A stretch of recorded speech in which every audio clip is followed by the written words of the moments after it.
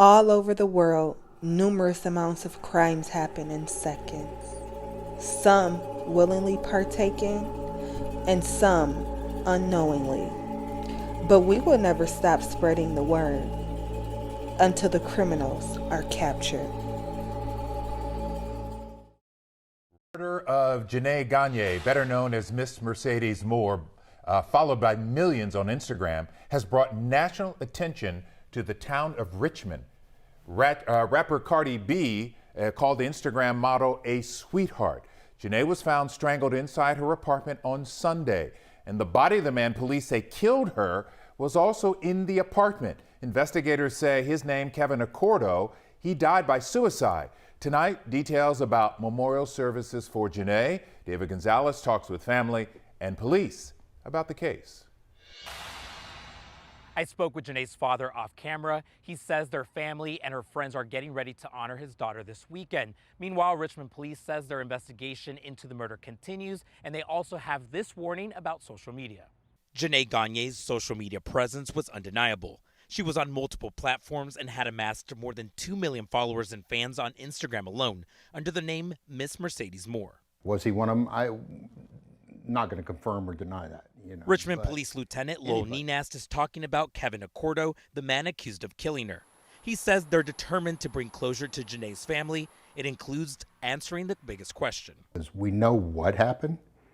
We know when. We just want to know why. Police wouldn't comment further about their investigation, but urged people to be careful while using social media. People still can identify you. Somewhere in the process of setting up your site, you used your real name.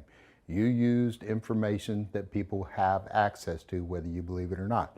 He says it's easier to find where a photo was taken than most people think. When you post pictures on social media, there is a tracking on the camera that can tell you where that picture was, especially from cell phones. Richmond police say those with a huge social media presence may have a hard time vetting every person that follows them. You do have protections in there if you set them up.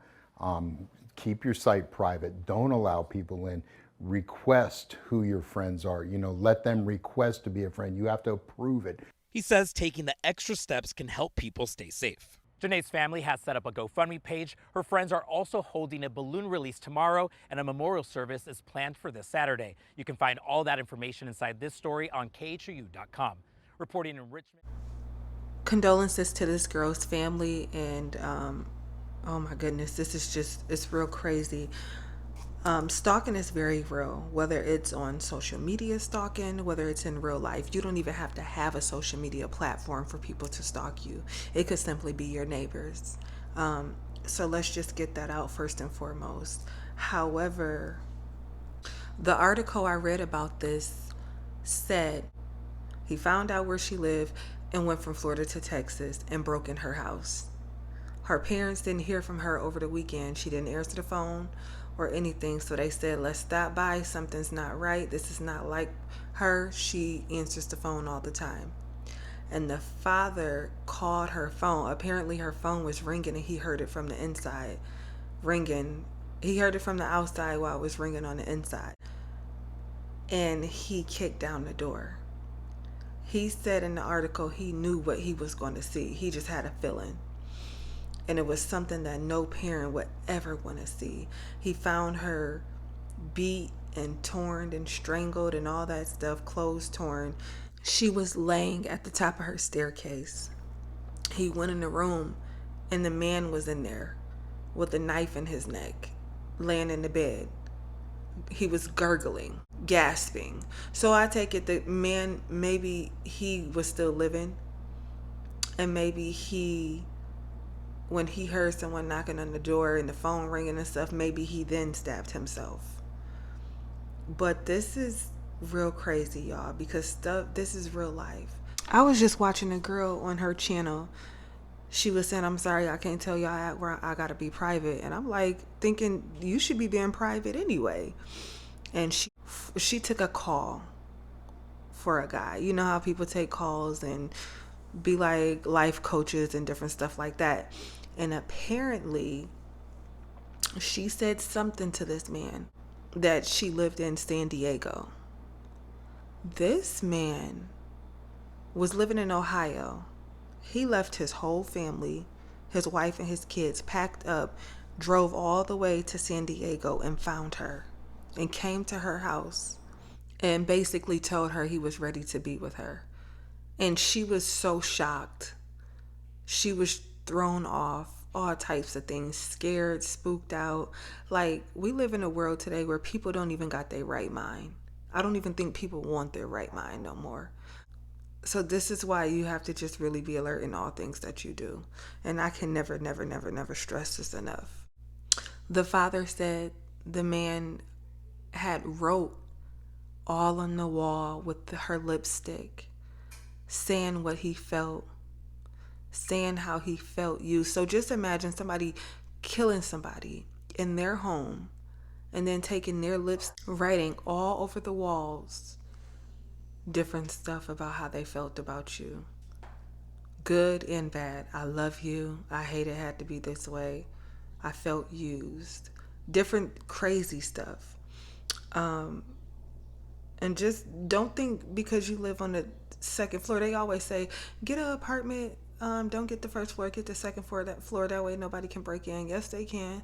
If somebody really want to get up in there, they will really get up in there. That's why you need your safety sticks to go underneath the door, and for your sliding patio door, you need a safety stick as well.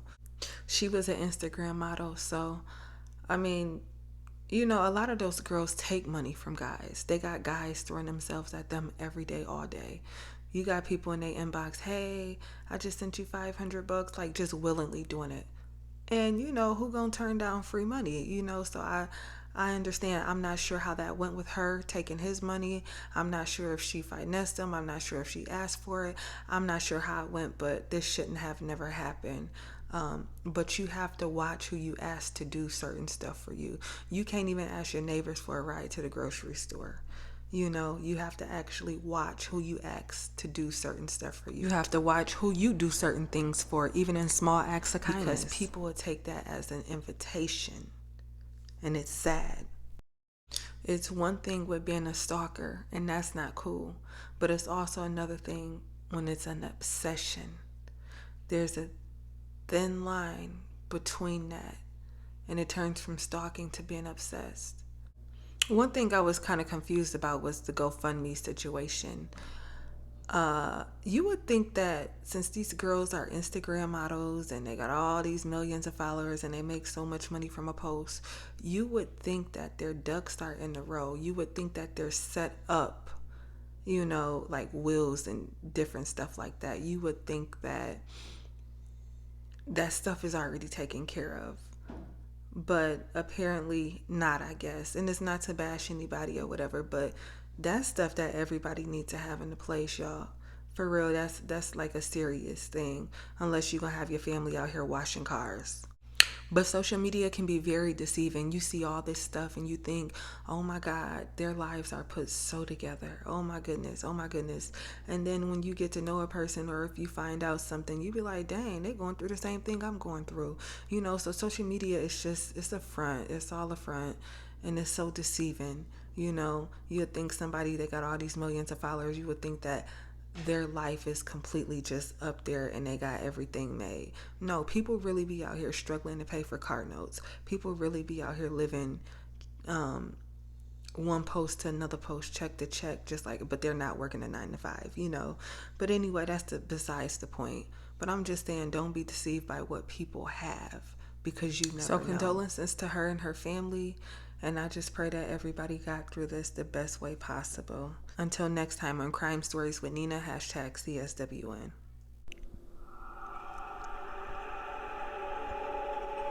As we continue to pray for the healing of this nation and let God rule and reign, we won't stop fighting.